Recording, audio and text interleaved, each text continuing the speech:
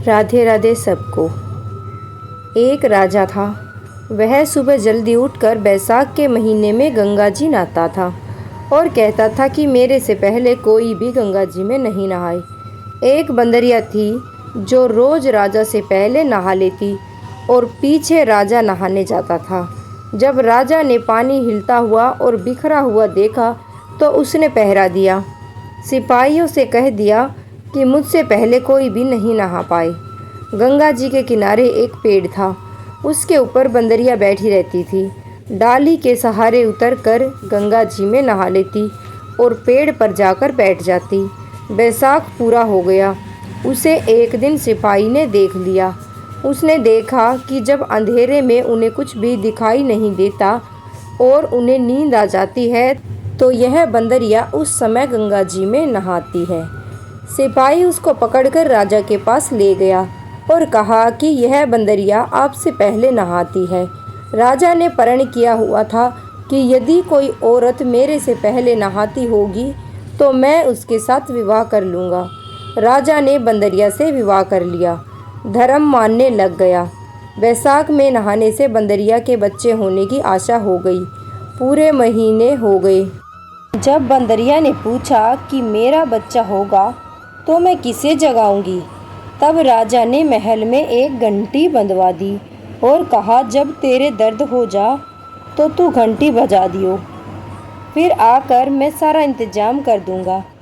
राजा के कई रानियां थीं। उन्होंने उस बंदरिया से पूछा ये घंटी किसने बांधी है? तब वह बोली राजा जी ने बांधी है। मेरे बच्चा होगा तब मैं बुलाऊंगी। एक रानी ने कहा जरा बजा के दिखा कि राजा आएगा या नहीं। बंदरिया ने घंटी बजा दी। राजा आया। जब पूछा घंटी क्यों बजाई, तब बंदरिया बोली रानी ने कहा था। बंदरिया के बच्चा होने लगा तो उसने घंटी बजाई पर राजा नहीं आया। फिर रानियों से बंदरिया ने पूछा मैं बच्चा कैसे पैदा करूं? तब रानियों ने कहा आँखों पर पट्टी बांध ले, ओखली में सिर दे दे। फिर बंदरिया के बैसाख नहाने के पुण्य से एक अति सुंदर लड़का हुआ। लड़का पैदा होते ही रानी ने राजा को नहीं दिया और दासी को दे दिया और कहा कि इस बंदरिया के बच्चे को नदी में बहा दो और बंदरिया के पास आटे को खून में लपेटकर रख दो। राजा ने आकर पूछा कि क्या बच्चा हुआ है? तब रानी ने कहा कि बच्चा नहीं हुआ, ये ईंट पत्थर हुआ है। फिर राजा ने संतोष कर लिया कि रानियों के बच्चा नहीं होता, इसीलिए इसको भी नहीं हुआ। उधर दासी बच्चे को फेंकने लगी तो नदी में फेंका नहीं गया। कुम्हार मिट्टी का बर्तन बना रहा था, उसके अंदर रख कर आ गई। कुम्हार और कुम्हारी खुदी हुई मिट्टी लेने गए तो देखा बहुत सुंदर बच्चा सो रहा है। जब कुम्हार अपनी पत्नी से बोला कि हमारा कोई बच्चा नहीं है, इसीलिए भगवान ने बच्चा भेजा है, यदि इसको तू पाल ले तो अपने घर ले चले। कुम्हारी बोली ले चलेंगे, अपनी खातिर ही भगवान ने भेजा है। कुम्हारी ने उसको पाल पोस कर बड़ा कर लिया। लड़का रात दिन बढ़ने लगा। वह कुम्हार मिट्टी का हाथी बनाकर बेचा करता था। एक दिन लड़का बोला पिताजी मेरे को भी हाथी घोड़ा दो, मैं इससे खेलूंगा। फिर हाथी घोड़ा ले जाकर कुएं पर बैठ गया। लड़के को सारी बात का पता लग गया कि मैं बंदरिया के हुआ था और रानियों ने मुझे मारने के लिए दासी को दे दिया था।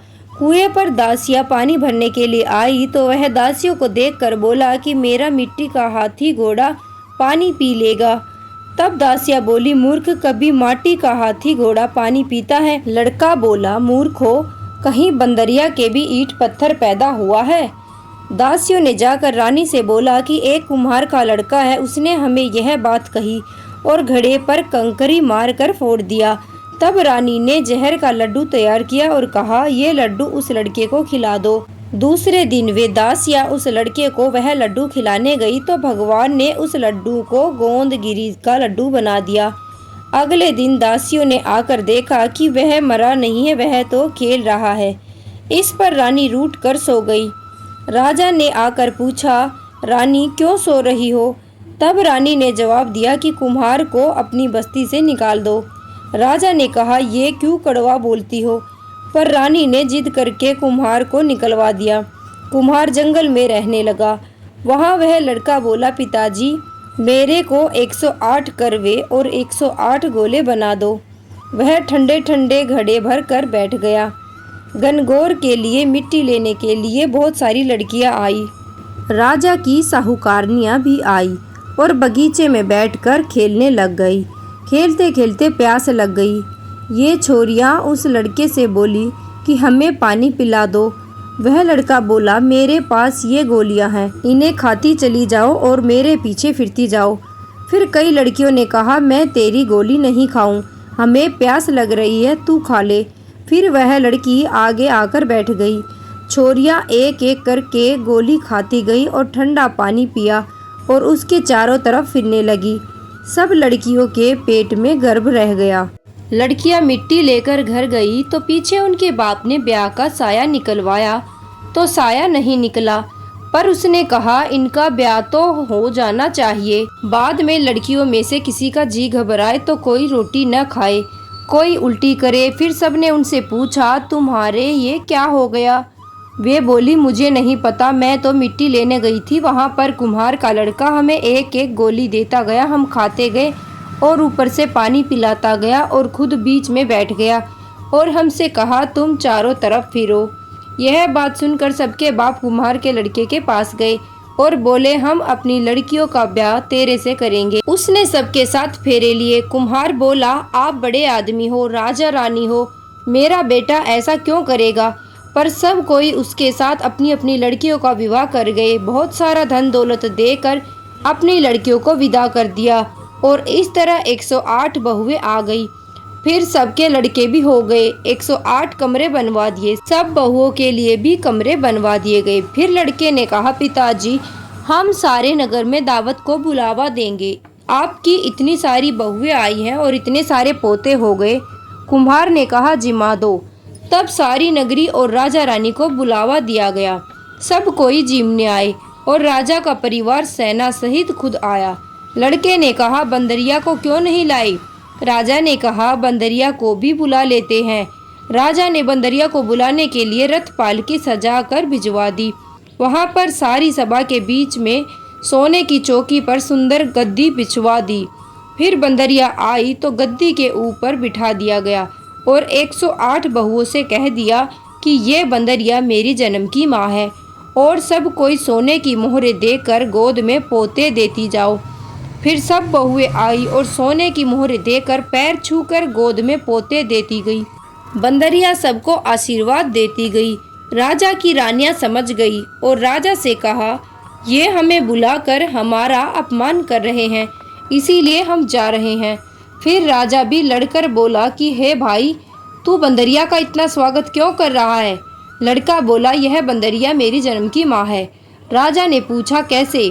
लड़का बोला, मैं बंदरिया के पेट से पैदा हुआ था तो तुम्हारी रानियों ने मुझे दासियों को दे दिया और कहा कि इसे नदी में बहा दो, लेकिन दासी ने मुझे नदी में नहीं बहाया, मुझे उसने खड्डे में रख दिया और कुम्हार और कुम्हारिन ने मुझे पाल पोस कर बड़ा कर दिया और रानियों ने तुमसे कह दिया कि उसको तो ईंट पत्थर पैदा हुए हैं। जो दासी मेरे को यहाँ लाई थी वह यहीं खड़ी है। दासी ने कह दिया, हाँ मेरे को दिया था, मेरे से इसे नदी में नहीं फेंका गया, इसीलिए मैंने इसको गड्ढे में रख दिया।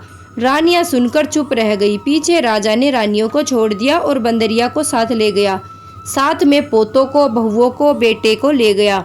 गाजे बाजे के साथ अपने घर में ले आया और सबको अलग अलग महल बनवा दिए। सब वहां पर जाकर राज्य करने लगे और सारी दुनिया कहने लगी कि बैसाख नहाने का इतना फल है तो सबको बैसाख नहाना चाहिए और दान पुण्य भी करना चाहिए। बाद में कुम्हार से कहा, तेरे को जितना धन चाहिए उतना ले जा, तेरा मन चाहे तो मेरे घर रह जा, तेरा मन चाहे तो तू अपने घर रह ले, क्योंकि तूने मुझ पर बहुत बड़ा उपकार किया है। फिर उसको बहुत सारा धन दे दिया। बंदरिया बैसाख नहाई तो राजा जी का राज्य पाया और 108 पोते पाए। हे भगवान, जैसे बंदरिया को सुख संपत्ति दी वैसे ही सबको देना। जो कोई इस कहानी को कहता है, सुनता है, भगवान की कृपा से उसकी सभी मनोकामनाएं पूर्ण हो।